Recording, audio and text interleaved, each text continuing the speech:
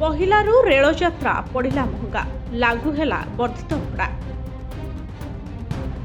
महंगा हैला रेल यात्रा कारण भारतीय रेलपथ पक्षर यात्री भड़ा को व्यवस्थित करने तथा सेवारे आर्थिक स्थिरता वृद्धि लगी जुलाई 1 मंगलवार ठारू संशोधित भड़ा लागू होइछे।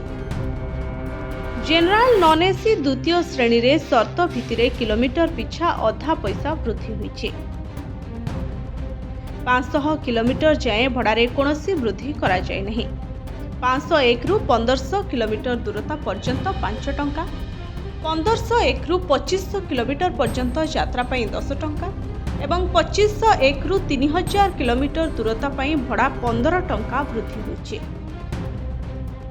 सेहिभଳି उपनगर एकक यात्री भड़ा एवं सीजन टिकेट रे कोनोसी परिवर्तन होई नहीं।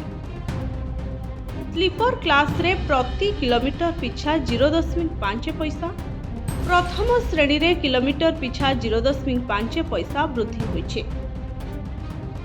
नॉन एसी मेल एवं एक्सप्रेस वर्ग रे द्वितीय श्रेणी रे किलोमीटर पिछा 1 पैसा, स्लीपर क्लास किलोमीटर पिछा 1 पैसा, प्रथम श्रेणी रे किलोमीटर पिछा 1 पैसा वृद्धि करा जायछे।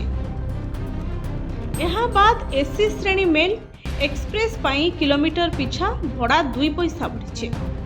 आनुषंगिक शुल्क रे कोनोसी परिवर्तन होई नहीं।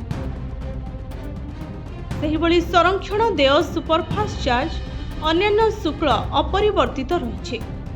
प्रযোज्य नियम अनुसार जीएसटी लागू हेबो बोली रेलवे पक्षरु सूचना मिलिछे। Bureau report STV Odia.